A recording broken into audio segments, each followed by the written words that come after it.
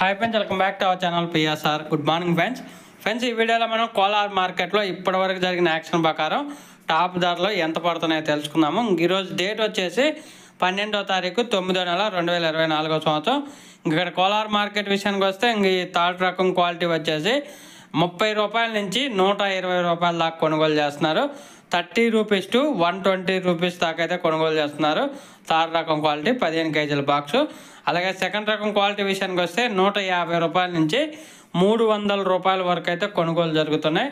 150 rupees to 300 rupees వరకు అయితే కొనుగోలు జరుగుతున్నాయి. సెకండ్ రకం క్వాలిటీ 15 కేజీల బాక్సు.